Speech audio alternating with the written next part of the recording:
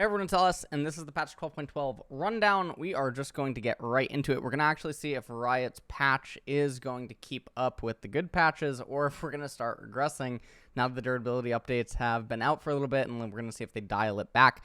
I don't know totally what to expect for the patch. I mean, I have a rough idea because obviously the previews and stuff, but we'll see what ended up actually happening. Does seem like there are a lot of buffs and there are a lot of nerfs, so they've kept this up, right? So we have 20 champions on the changing list with 4 systems updates, so these are really cool. Amumu, Q mana cost decrease now scales with rank, R base damage increase. So the bandage cost goes up by rank. This is really good because of the skill order that you end up maxing inside of, at least for a jungle Amumu. Obviously, I think Riot wants to keep him out of bot lane, but I don't know. We're reverting some of those and giving his ult more power to help him find some friends in bot lane again. So maybe they actually want Amumu to be a support. That would be a really weird shift because he's been one of the most iconic junglers in the game for pretty much the entire time. But anyways, Curse of the Sad Mummy damage is going up by a flat 50. It has the 80%, but the way that Amumu itemizes right now, honestly, I mean, Demonic Embrace is pretty nutsoid as an item. So maybe Amumu is able to go back to his golden days or something where he just had so much going for him with like the tank AP build, but probably not. Annie, always a great time when the queen is buffed. Annie, QAP ratio increased, Tibbers, base health, armor, and MR increased. Okay, so Annie's burst builds have fallen off since the durability update, especially at higher levels of play, making her combos a little bit more fun and giving Tibbers his own CDU, cuddly durability update. Okay. Disintegrate, the flat damage is not actually going up, but the AP ratio is going up by 5%. This feels a little bit bad for Annie because I think that she ends up building more utility items in the later stages. She's not a champion that I think actually incorporates like death cap into her build or stacks like tons of AP. I think that she normally goes like the utility route. I'm not up to date with what like the Korean and Chinese Annie OTPs are actually doing, and I would sooner end up in a casket before referencing maybe an EU or an NA Annie when it comes to itemization and what might actually be best for the champion. It's been a bit since Annie's been in the pro play. Obviously, we've seen some fringe play with her in various regions, but I do think that a 5% ability power increase probably isn't enough to justify any of like the nuke all-in one-shot type build, so I think that she's probably still going to have some sort of a combination of utility inside of her items, and that'll just be fine. She's getting some damage. Our Tibbers, so the health is only going up by 100. Tibbers' base armor and magic resist, however, is also going up by rank 2 and rank 3. I feel like this is really negligible. Generally, Tibbers is almost permanently up anyway, and these buffs are super weak. This isn't even an extra turret shot of HP. I don't think it's just like, I guess Tibbers can absorb 1 more skill shot or 2 more auto attacks depending on the game timer, and that's pretty much it. So, Bel'Veth, this is a really interesting one because this is a champion that I feel like people, when they're referencing my takes, you guys might have remembered that tweet that I ended up making where someone admitted not to watching my video on Bel'Veth and then tried to quote me verbatim despite having never watched the video, and I thought that was really interesting. But Bel'Veth, all of my gripes with Bel'Veth are for high level of play and pro play. And Bel'Veth does have issues with clearing. She does have some clears that allow her to go to the crab if you can master them. She does have an extremely difficult jungle clear. She has the 314 clear and she has the 306 clear if you manage to do it completely perfectly. I've been able to only do those clears a handful of times. I can do it pretty consistently on red side now. I have a lot of Bel'Veth games. But on blue side, it seems a little bit more difficult to do, especially if you're doing it solo, and I have not ever once been able to do it solo yet, even though those videos exist on YouTube, so they are unique. Anyways, I just want to mention that it's very integral that you be able to do those Bel'Veth clears, and I think it's odd that she has a clear like this. Now, her changes here might actually make her clear better. Not totally sure if it'll actually make her clear better, but there are some like kiting things. I definitely think that it will speed up the clear on like blue side starts and whatnot by having the auto attack range that she's supposed to have here. But Bel'Veth will still suffer from, I think, the same problems in pro play. She doesn't benefit from recipe items as you're building them, which means that it feels really bad on recalls on Bel'Veth. This is why I think that you'll often see Bel'Veth players end up staying on the map for a really long time and pool a lot of gold, because there's almost no benefit to actually recalling and just getting a couple of items the way that some other champions do. This is really, really, really unique to Bel'Veth, because you'll see Bel'Veth players just sitting on the map, 2,000 gold, 2,500 gold, and they're running around because if they end up getting a kill and they have their form, their clear speed is really increased when they have their form, but their form's only 60 seconds unless they have a Rift Herald. But if they have a Rift Herald form, generally they might want to make use of the passive, and thus they end up running to a lane. They stay in that lane for about a minute and a half. This leads to a lot of gold accumulation, and there's just so many things that are going on with Bel'Veth. But a lot of junglers lap her inside of the jungle, and then some junglers just still outright beat her at 2 items, even in a straight-up 1v1, even in the event that Bel'Veth just goes glass cannon. And I think that that's also really odd. She fulfills like this Master Yi fantasy. She's obviously functional if she gets ahead early on. It's just very, very rare that I think that she should be able to actually get ahead early on. And I don't think that she's going to be able to function inside of pro play. But, and again, pro players do have a very fascinating way about going about things. So I think in the event that you do have winning side of the map, so if you have like winning mid, winning top or something, Bel'Veth can obviously function in those circumstances on like the left side. But anyway, let's move on. Basic attack range is up by 50. This is really big because you used to have to get the evolved forms on her ultimate and get the points in them in order to get access to the extra 50 range. This is a really elite level play buff because obviously pro players and, you know, high level players are going to be able to utilize the attack range even early on while clearing the jungle and inside of ganks, whereas lower MMR players are probably not going to be able to utilize this as effectively. The health regen is going down, so this means that clearing worse inside of the jungle, you're going to have less HP available, and the HP regen at level 18, it doesn't really matter. She's almost at full HP anyway, especially with the EMAX stuff. In most cases, passive Death in Lavender. So these stacks are actually going to give you, I guess, more early on. I doesn't have the hover thing here, and it's at levels 1 to 13, whereas before it would go up to 1 to 18. So I think that obviously I believe this is a buff. I'm not totally sure. I believe it's a buff early on for her to help some of her weaknesses early, but then her late game obviously does get hit because it is going to be missing the 0.25 attack speed per the lavender stack that you end up having. Now, typically Bel'Veth, I feel like in a game gets anywhere from 40 to 70 lavender stacks. Anything more than that is a little bit excessive, and so I think in that regard you're only missing out on a minor amount of attack speed. But Bel'Veth now gaining 1 lavender stack per large minion is going to help because I could see this end up adding like maybe an extra 10 lavender stacks to what you would normally get inside of a game. And I think that, you know, that has to be factored in. So I think this is all fine. This obviously helps lane Bel'Veth because the large minions is really big. Now, I do think that her laning, she does actually have some good matchups in lane, and she has really good gank setup. So I think that in that regard, this is really cool. Lane Bel'Veth, also depending on how she itemizes, isn't as punished by recipe items, especially if she goes something like Frostfire Gauntlet as her first item.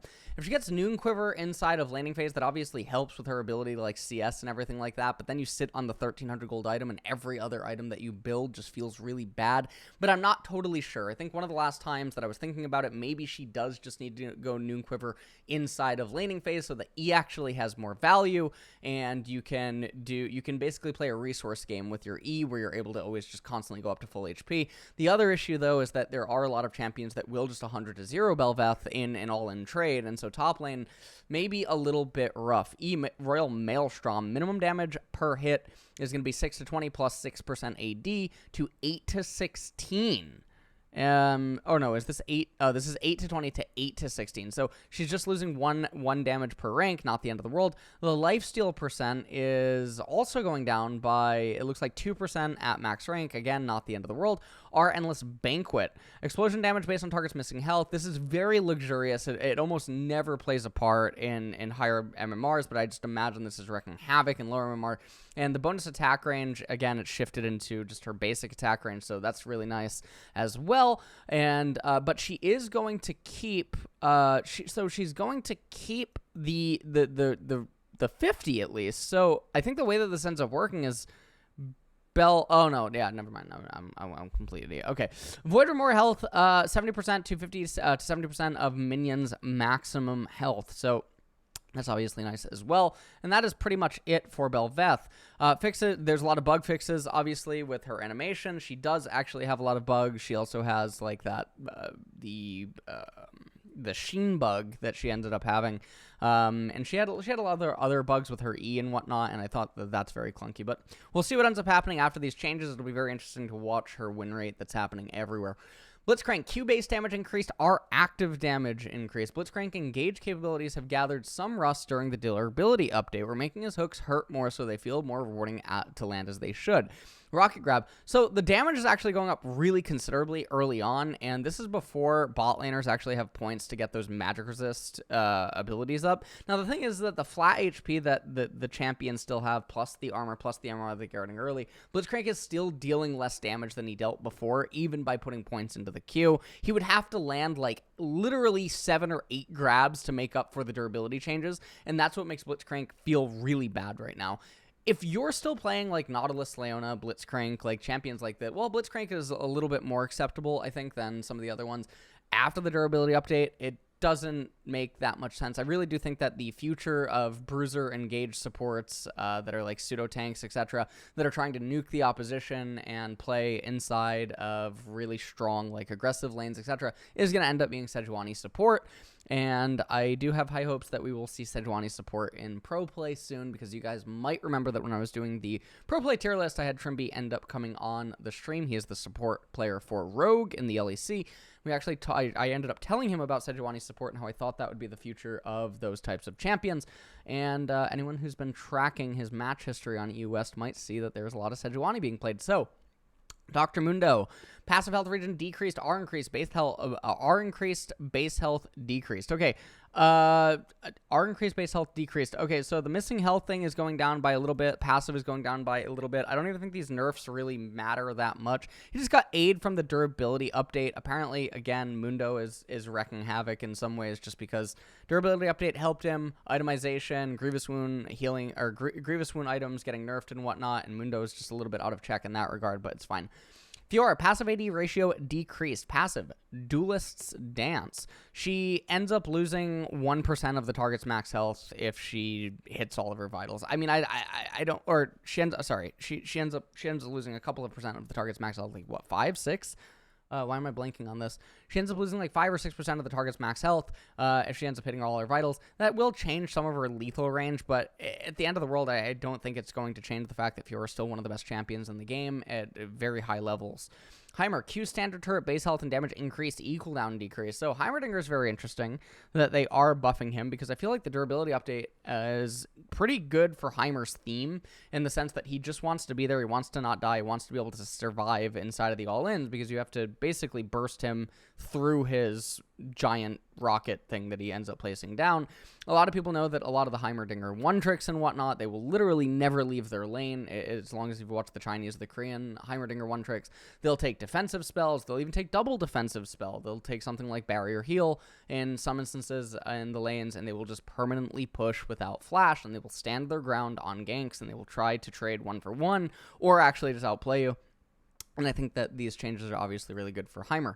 Ivern, passive health and mana costs reduced. E-base shield increase.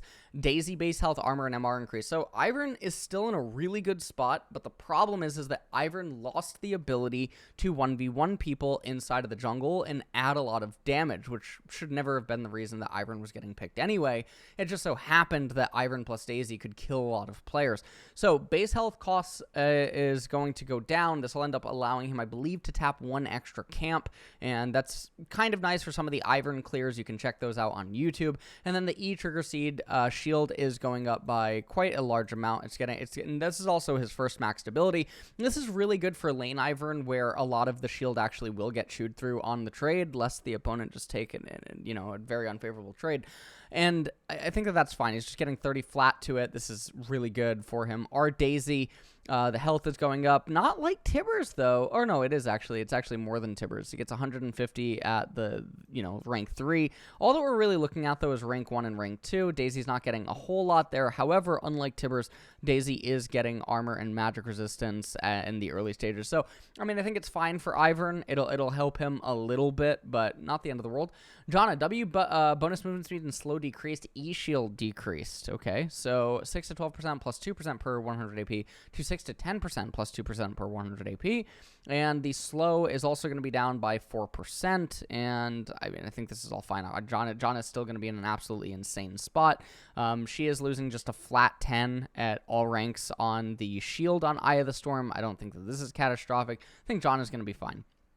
Jarvan, mana growth increase, passive cooldown now decreases with levels, okay? Passive, martial cadence. So this is really big for Bruiser Jarvan, and it's really big for AD Jarvan. It's very good for tank Jarvan. Like, this cannot be understated how massive this is. The mana growth going up by 15 does also mean that even for, like, laning Jarvan, he's just getting access to a lot of extra mana that he didn't have before. It feels really weird. I feel like this is very odd. And the other thing is also even support Jarvan is just going to be hitting for a little bit more. I mean, support Jarvan's only really going to get to level 11, and so you get 2 seconds shaved off of the martial cadence. And it can't really be understated. Jarvan's just getting a lot of extra damage in game. Katarina, passive AD ratio decreased, E base damage increased, AD ratio decreased, R attack speed ratio increased, on-hit effectiveness increased. I wish that I could make sense of this, guys, for you, but if you guys have been following the Cat Evolve stuff on Twitter with the Katarina changes and Cat Evolve's issues with the Katarina balance changes, as well as like the things that Riot is doing, I just feel like that can accurately capture things more than I would ever want to try to discuss, because he's been very vocal about it for a long time. Boot camped in Korea, I think he got to like 800 or 900 LP on the Korean server playing Katarina, and I just feel like he would be able to talk about these changes a lot more accurately, and like other issues that Katarina is facing that would also be gating her from like competitive play. Lucian, base AD decreased, Q base damage decreased late. I was actually thinking about this while eating lunch yesterday. The base AD is down by 2, and the Q piercing light, so 95 to 235, 120% bonus AD, to 95 to 215. So this is his first max stability, and just the early trades. I mean, from the get-go, right? He's losing 5 at rank 2. He's going to lose 10, obviously, at rank 3, etc. These are the things that really affect mid and top lane Lucian. The other thing about the base AD, going down by 2, is I feel like this is a stat that is really, really misunderstood by a lot of people. If Lucian, so I remember, and the only reason I'm commenting on this is I remember reading comments on, you know, Reddit, reading comments on Twitter and stuff that like the base AD is really big because just imagine how much more damage he deals at the end of the game. And that, that's really all it's about, right? I guess is that stat. Having 2 damage reduction on the base AD does not mean that even in 1 in 1,000 games, it converts to the loss of a kill or an additional kill. What it does end up meaning, though, is that if Lucian lands 500 auto attacks or 600 auto attacks on enemy champions throughout the game, his damage at the end of the game stat goes down. That's just a thing, right? I mean, how many auto attacks is he really landing inside of a team fight? Now, don't get me wrong about the base AD and how like stuff like this on other champions can also factor into abilities, and so there's a little bit of a damage reduction there. But what we're ultimately talking about in terms of damage is often not transformative enough into a kill, or at least not at like even high enough levels. Like the trade sequences and, you know, the damage foresight that players have, etc. The amount of autos that he's going to weave, the loss of 2 AD on it is not going to be super big, but the end of game score screen will actually reflect this change. That is where you could see a change like that. And I think it's very interesting that people don't realize that this is really just eye candy change, I think, to the end of the game screen, where Lucian's just not going to be appearing to deal as much damage. I mean, he does definitely auto his opponents like a lot, but how much does the 2 AD transform to a kill is the question we have to ask. Seraphine, one of the queens in the game right now, E cooldown reduced early and no longer decreases with rank. And slow stun duration increase. So this is a really big buff. It's also, so I got this wrong on Twitter, or when I was doing the reaction to the preview. This is a very big buff. It's a very big buff for Seraphine bot lanes, where there's a lot of combos with her E's. And the slow stun duration being increased is also obviously really big. All this immediately makes me think of is the kill lane that is Seraphine Lux, which is very, very difficult, and even pro players would have to practice that quite a lot to really get it to the point where the enemy bot lane just can't breathe. If you guys don't know what the Seraphine Lux combination is, or Lux Seraphine, whatever you want to call it, and no, it's not, it has nothing to do with LSAK Lux Seraphine, but it has to do with the fact that Lux throws her E, holds the E, Seraphine throws the E, that ends up stunning you or, snaring you, locking you up with the beat drop passive that when a target is slowed, then the E will end up rooting the person and stunning them, etc. And then Lux detonates the E, and then while they're rooted, then Seraphine can then also, land the Q, and then Lux can follow this up with the Q. And all of this is very, very difficult to counterplay due to the enormous amount of range that Lux and Seraphine has. This leads to some really funny interactions with, like, Lux throws E, Seraphine throws E, Seraphine also throws Q, then Lux throws the Q, then Seraphine Rs, and then as Seraphine Rs, Lux throws the R. And there's a lot of really high damage output that is just extremely gross. They can do things like double support item, etc., so that they can actually forego CS in favor of denying you even more. And then because of the interaction with Seraphine's W plus Lux W, it's just a really gross laning phase where if people get really good at it, it's extremely oppressive and it will induce a lot of tilt from the opponents. But we don't really see it, and it's very interesting that we don't see it, especially because there's so many good jungler champions, mid laners and top laners that synergize with those two champions right now in the meta, and we're just not seeing this bot lane in pro play with all the bruisers that actually can exist right now, and with bruisers flourishing as well as they do. And even those two champions with tanks, I mean, you won't necessarily have like an enormous amount of damage, but neither will the opponent. So, I mean, I think it's fine. Shaco, base health growth and armor growth decreased, Q ratio increased, WAP ratio increased, EAD and AP ratios increased. So, it seems like they really didn't like that Twitter interaction that Chase Shaco ended up having, where he was building Shaco as tank, as now they're just buffing all of his damages, and I think this is absolutely fantastic. The Q physical damage is going up by 15% bonus AD. Jack in the box is going up by 3% AP, and then 2 Shiv Poison is also going up by 10% AP, and then 5% bonus AD. And I think this is all good. So they're making it tied to his recalls as he's getting recipe items, which I think is totally fine. This means that Shaco's early game ganks are still going to be the same. He is going to be a little bit squishier inside of the jungle, but in exchange, he is getting a lot more damage, and I think that's totally fine. I think this is really good for Shaco. Singed, W slow decreased early, increased late, and now increases with rank.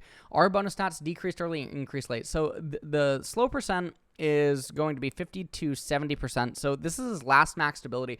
When a champion ends up gaining back access to tier 1.5 boots, it's a really big deal, and that's exactly what Mega Adhesive Nerf ends up doing. You can basically read this as the opponent gets magical footwear back on Singed ganks. Our Insanity Potion, the bonus stats are also coming down. Really, all that I think that you have to look at is the rank 1 and the rank 2. I think that those are the most important. I don't think that the loss of the bonus stats here are that detrimental. Soraka, base heal increase, but no longer removes grievous wounds. I think this is actually fine in most instances. People don't have grievous wounds early on.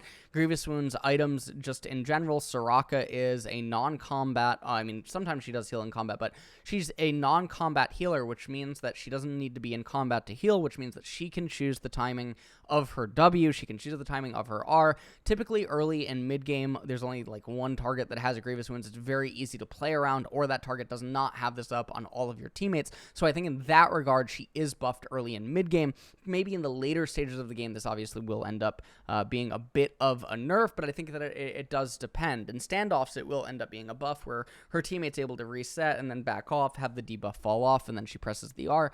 So I think that's fine. So Viego, they're trying to knock him out of pro play because if you guys haven't been seeing it, it's been Viego Wukong center pretty much everywhere. 2% of the target's max health on the possession. E-Harrowed Pass, casting E-Harrowed Pass while charging W Spectral Wall no longer instantly stealth you. Our Heartbreaker, the bonus physical damage is going to go down.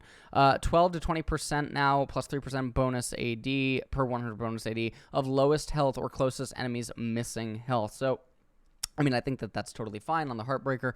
Yorick, Mistwalker, base health and movement speed increased. Maiden of the Mist, base health increased. Target range based on E decreased. Okay, passive, Shepherd of Souls, base health on the ghouls. Now, I don't know what this ends up doing for the auto attacks.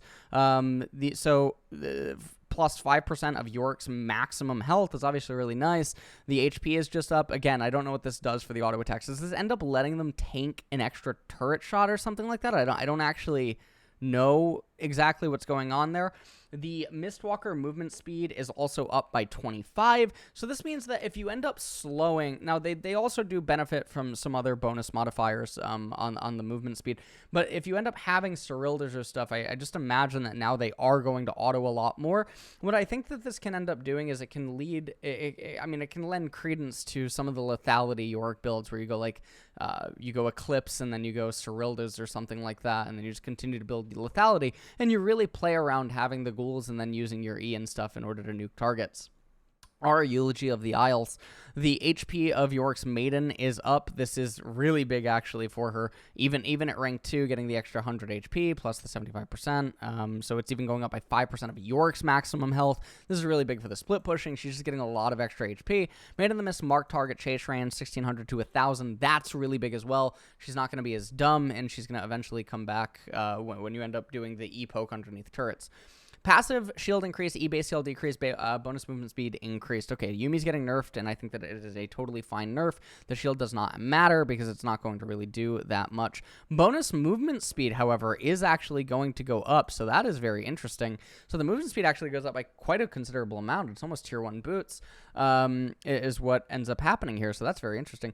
Zeri, health regen growth increased, base damage increased, AD and AP ratios decreased. So this is meant to target the AP Zeri thing, but I feel like this is kind of fake news. She's missing 10% of the ability power, which, don't get me wrong, 10%, it can be a sizable amount, but she doesn't have that much AP, so the 10% is anywhere from like what, 19 to 28 or something like that. Like it's not a noticeable amount. Now, the AD going down by 30% totally, or 20% total AD is definitely really bad. The base damage is up, though, so this is going to be a math equation. Critical strike damage, however, is also going to go down by, so I mean, it's a little bit, 17.5% ability power, and then, okay, that's actually quite big on the total AD, is going to feel bad. But the base damage on it is actually up by quite a bit. So, I mean, again, it's going to end up being a math equation. Don't worry, guys. Zeri's going to be fine.